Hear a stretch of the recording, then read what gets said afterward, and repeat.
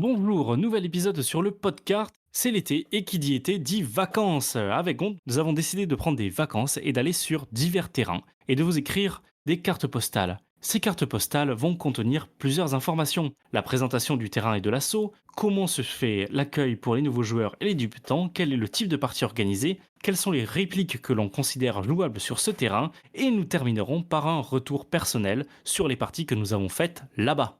Et aujourd'hui, Gont, quelle carte allons-nous écrire? Vous allez écrire la carte à la CIA, le club indépendant d'airsoft, Qui se situe où? à Kansas. La CIA, grosse association en région toulousaine. Comment est-ce qu'on pourrait présenter ce terrain? C'est un terrain qui est plutôt grand, qui est plat, il n'y a pas beaucoup de dénivelé. Et contrairement à celui qu'on a présenté lors de l'épisode 1, il y a de la forêt, il y a des buissons, c'est beaucoup plus touffu, mais on a aussi des aménagements. Il y a de la forêt, il y a même beaucoup de forêt étant donné que c'est un ancien verger. Beaucoup de forêts, deux types qu'on va retrouver. Une partie qui va être une forêt clairsemée, des gros arbres bien espacés, pour circuler c'est assez facile. Et une deuxième zone, là où il y a les aménagements, où c'est plus du gros buisson un peu dense, dans lequel il y a quelques petits passages et des chemins qui rendent la zone un peu plus dense, un peu moins facile à naviguer. J'ai l'impression à chaque fois qu'on y va que je redécouvre des nouveaux chemins qui ont été tracés alors qu'en fait ils sont là depuis très longtemps. Tout pareil. Encore la dernière fois que j'y suis allé, j'en ai trouvé un dans un buisson, il a mené nulle part. Mais par contre, peut-être pour un sniper, il y a une bonne ligne de tir sur le village. Je dis ça, je dis rien.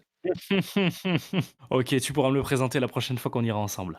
Tu parlais tout à l'heure qu'il y avait des aménagements. J'ai noté plusieurs aménagements qu'on pourrait voir. Dans la zone type CQB ouvert, qui est le village central, je fais un peu mon Marseillais, mais il fait quoi? Il fait une quarantaine, cinquantaine de mètres sur sa plus grande longueur? Ouais, j'aurais dit plutôt une trentaine, mais c'est quelque chose qui est assez long avec beaucoup de modules. Faut obligatoirement y aller en équipe. Donc là, c'est vraiment une zone où on va faire du jeu en équipe. Là où, sur l'extérieur, on peut se balader en solo, faire des petites embuscades. Mais là, c'est vraiment du CQB, on va au contact. Et si t'es tout seul, bah, c'est compliqué. Et même des fois, en y allant en équipe, il suffit qu'un joueur soit caché au bon endroit et il peut sortir quatre, cinq personnes sur un groupe de 6 ou 7. Ouais, c'est une zone où il faut un peu la connaître pour bien naviguer parce qu'on peut facilement. Se faire prendre un revers ou se faire piéger. Exactement. Il y a une deuxième zone, un peu plus petite, celle qu'ils appellent le saloon. J'avais l'impression qu'il y avait un village qui avait été construit avant, qui a été laissé un peu à l'abandon, mais par contre, il y a une super structure de jeu. Et si jamais vous allez sur le terrain, vous la repérerez facilement, il y a une licorne qui est pendue à côté. Alors certains d'entre vous hurleront peut-être à la tragédie. Et ça sert surtout de bonne cible pour régler son hop-up en pleine partie. Ah, bien vu, je la voyais pas comme ça. Eh.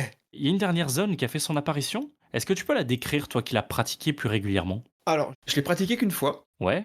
C'est une zone un peu plus speed soft, on va dire, avec des modules très proches qui te forcent à courir et à bouger. C'est tout neuf, ça a été fini il y a quelques mois. J'avais l'impression qu'ils y bossaient encore sur le mois de juillet. Bon après tu me diras, c'est un terrain qui est en constante amélioration, donc. Ouais, le terrain bouge tout le temps, il y a toujours des choses qui sont refaites, des structures qui sont améliorées. Ça bouge tout le temps. Mais du coup, c'est une association qui bouge tout le temps, mais ça brasse du monde, non?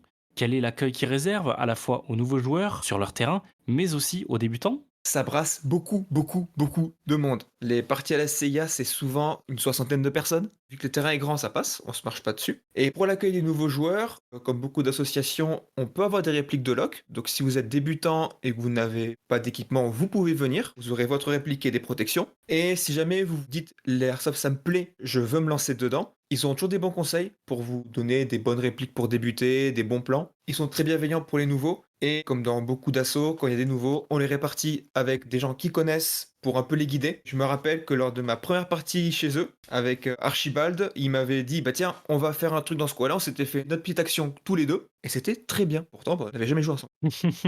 Oui, il faut dire que c'est aussi une équipe de véritables passionnés qui tiennent ce terrain. D'ailleurs, beaucoup d'entre eux essayent de faire bouger l'airsoft en région toulousaine, que ce soit en proposant des OP comme les fameuses OP Battle Squad, ou au niveau national avec Electro, le président de la CIA, qui lui est trésorier de la FFA, et essaye de faire bouger les choses ou d'accompagner des shops ou des associations qui se montent sur différents dossiers.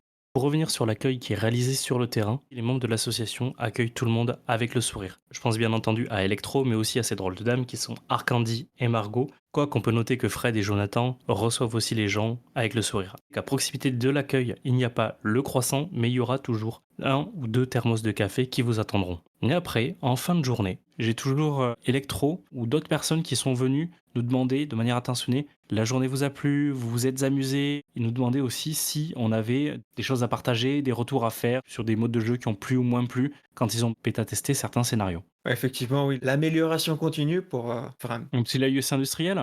voilà, ça reste aussi au cœur de la pratique. Il faut pas rester sur le fait accompli, il faut toujours faire évoluer et c'est vrai que la CIA essaie souvent de nouvelles choses. Tu parlais de Battle Squad, une OP qui est faite, par des membres de la CIA, qui en est à sa troisième édition, là, en septembre. À chaque fois, ça a changé, ça a évolué et l'association elle-même, elle est consciente que ça évolue tout le temps. Ça évolue tout le temps, mais tu veux dire que ça évolue tout le temps sur les scénarios ou ça évolue tout le temps sur la façon dont ils ont de faire la journée? La journée en elle-même ne change pas trop, c'est toujours l'accueil, tout le monde se prépare, on fait quelques parties de chauffe et après viennent les scénars. Par contre, les scénars, eux, changent. C'est assez régulier que, ben, il y a un nouveau type de scénar ou qui teste des choses. Par exemple, on a pu faire un scénar de désamorçage de roquettes que personnellement j'avais fait nulle part ailleurs. Oui, bon après il faut dire que c'était nous qui leur avions proposé la roquette qu'on avait montée ce jour-là et qui se sont dit: «Bah allez, allons-y, pourquoi pas?» Ouais, mais d'autres ne l'auraient pas fait. Les modes peuvent être assez classiques, pour débuter, comme souvent, il y a des modes arcade qui sont faits de manière à faciliter le jeu, faciliter la découverte du terrain. Hormis une fois un matin où ils nous ont fait démarrer avec un scénario type post-apocalyptique où on se retrouvait à être une équipe de 5 ou 6 et il fallait trouver un code sur le terrain.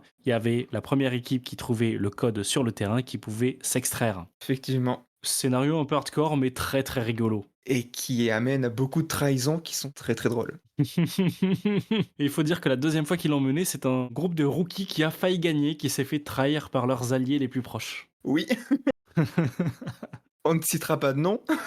Mais la plupart faisaient partie d'une équipe de Rolltac 1000 Sim il y a encore quelques temps. Quelques jours. Il y a un petit truc quand même qui peut les différencier d'autres associations, étant donné que c'est une association qui reçoit énormément de personnes. Il y a toujours 2 à 3 organisateurs par week-end lorsqu'il y a plus d'une quarantaine de personnes qui sont hors jeu. Ils sont avec leur gilet et sont là pour réguler les parties et bien vérifier que les scénarios se passent bien et si ça se passe mal, les modifier en cours. Ouais, aussi faire un petit peu sorte d'arbitre. S'il y a quelqu'un qui voit qu'un autre ne prend pas ses billes, on peut directement aller voir un des orgas qui est présent sur place. Ça évite d'arrêter le jeu complètement. Ah, je me suis jamais retrouvé dans ce cas. Ça arrive. Ouais, d'ailleurs, par rapport à ça, sur les organisateurs, Electro, arrête d'être organisateur, j'aimerais bien me retrouver face à toi.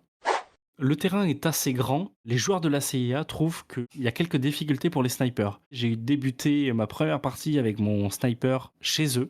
J'ai trouvé des lignes de tir, malgré des positionnements qui peuvent paraître difficiles, on peut facilement arriver à sortir notre épingle du jeu. Côté batteuse, c'est plus toi qui as expérimenté le terrain. J'ai pas encore amené la batteuse à la CIA. Ah ouais? Ouais, peut-être vendredi, on verra. Pour tout ce qui est fusil d'assaut, SMG, il y a différents biomes, comme on disait, il y a la forêt, il y a le village, on peut y aller au PA. Le terrain est assez grand pour favoriser des contournements. Effectivement, et même, tu disais, le PA est avantagé dans le village. Privilégiez vraiment le PA dans le village parce que les distances sont quand même assez courtes. C'est comme à chaque fois que tu rentres dans une structure, l'idée c'est pas de rester avec le fusil d'assaut, c'est directement de sortir un PA. Déjà, on est beaucoup plus mobile et ça évite les tirs malencontreux.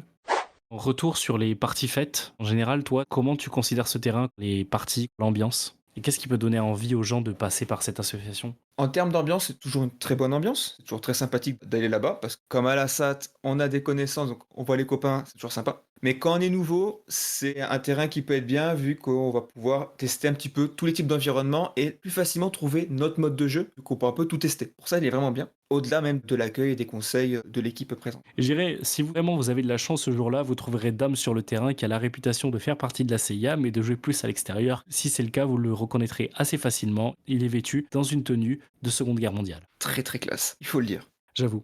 Et c'est le genre de bonhomme qui est très présent pour accueillir les nouveaux, toujours très souriant, pédagogue quand il y a besoin. S'il y a une des associations par laquelle vous devez passer un jour sur Toulouse, passez à la CIA comme passer à la SAT. C'est 2 gros incontournables. Ouais, c'est ça. L'épisode touche à sa fin. Merci Gont d'avoir écrit cette carte postale avec moi. Et on se retrouve la semaine prochaine pour parler d'une nouvelle association. Un indice, Gont? C'est proche des canards. Ce savant déjà du rêve. Si vous avez aimé cet épisode, n'hésitez pas à le liker, le commenter et le partager sur les réseaux sociaux et à nous mettre 5 sur 5 sur les applis de podcast. À la prochaine. Bye. Salut tout le monde!